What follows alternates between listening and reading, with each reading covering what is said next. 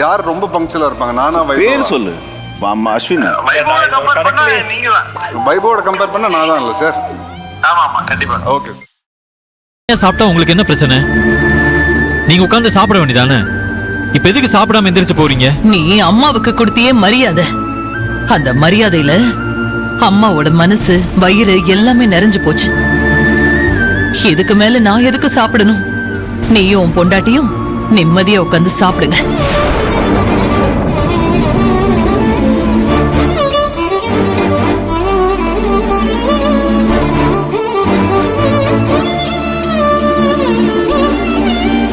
ஆதி, அவங்க என்ன போகட்டும், நீங்க 2 பேரும் சாப்பிடுங்க. தம்பி, நீ பண்றதுலாம் நல்லா தான் இருக்கு. You know you are a doctor.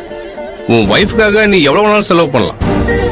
But நான் ஒரு அன்எம்ப்ளாயி. நான் எப்படி என் வைஃப்காக செலவு பண்ண முடியும்? அதை நினைச்சாதான் கொஞ்சம் கவலையா இருக்கு. ஐயோ அண்ணா, ஏனே நீ வேற? அம்மா பேசினதை கேட்டு நானே என்ன பண்றதுன்னு தெரியாம இருக்கேன். நீ வேற சும்மா என்ன வெறுப்பேத்திட்டு இருக்காத.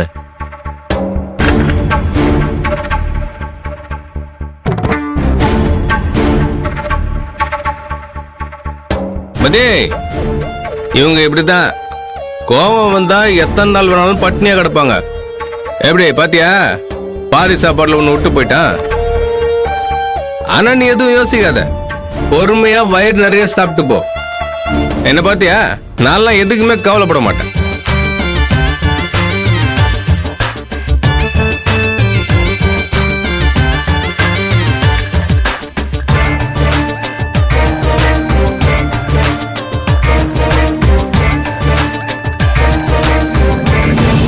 அக்கா, அடுத்தடுத்து 4 விக்கெட் காலி ஆயிடுச்சே.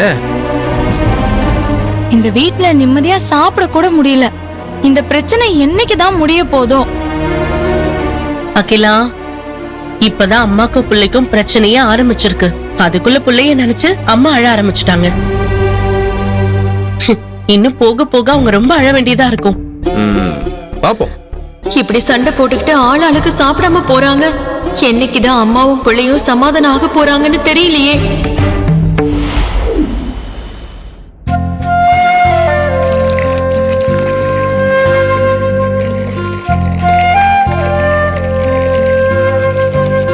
ஏய் மதி, எதுக்கு நீ இந்த வேலையில செஞ்சுக்கிட்டு இருக்க? தள்ளு, இதெல்லாம் நான் பாத்துக்கிறேன், நீ விடு. ஐயோ அக்கா, இந்த வீட்ல நானும் தானே சாப்பிடுறேன். அதுக்காகவாவது ஏதாவது வேலை செய்ய வேண்டாமா? பரவாயில்ல விடுங்கக்கா, நான் பாத்திரம் மட்டுமாவது கழுவி வச்சிடறேன். மதி, நான் ஒன்னு சொன்னா கோச்சுக்க மாட்டேல்ல? மீனாட்சி மேடம் சொல்றதை விடவா நீங்க சொல்லிட போறீங்க? பரவாயில்ல, சொல்லுங்கக்கா. ஆதி தம்பி என்னதான் மகிழினிய லவ் பண்ணிருந்தாலும் இப்ப ஆதி தம்பியோட மனசு கொஞ்சம் கொஞ்சமா உன் பக்கம் திரும்ப ஆரம்பிச்சிருச்சு. உன் மேல ஆதி தம்பிக்கு பொண்டாட்டிங்கிற அக்கறையும் பாசமும் வந்துருச்சு மதி. ஸ்வேதாவை ஏமாத்துறதுக்காக நானும் ஆதியும் நடிக்க ஆரம்பிச்சோம். ஆனா வீட்ல இருக்கிறவங்க எல்லாரும் அது உண்மைன்னு நம்ப ஆரம்பிச்சிட்டாங்களே.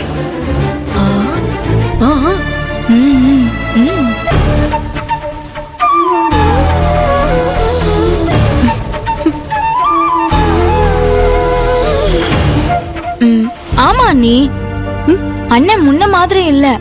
உங்களை யாராவது தப்பா பேசினா அவருக்கு செம்மையா கோபம் வருது. அதுக்கு என்ன காரணம்? அப்புறம் என்ன காரணம்?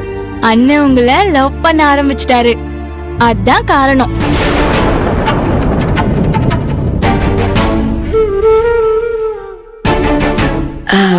நீங்க 2 பேரும் பேசி வச்சுட்டு வந்த மாதிரி தெரியுது. நானும் ஆதியும் ஒத்துமையா புருஷன் பொண்டாட்டி மாதிரி இவங்க முன்னாடி நடிச்சுக்கிட்டு இருக்கோம். அதை எல்லாரும் உண்மைன்னு நம்ப ஆரம்பிச்சிட்டாங்க. என்ன நீ யோசிக்கிறீங்க? நான் சொல்றது உண்மைதானே? அதை விடு நந்திதா. நீ பாட்டுக்கே நான் அண்ணி அண்ணின்னு கூப்பிட்டு இருக்கியே, மறுபடியும் ஸ்வேதா பார்த்து சண்டைக்கு வந்துட போறா. அண்ணி, இதுக்கு மேல சண்டைக்கு வந்தா நானும் சும்மா இருக்க மாட்டேன்.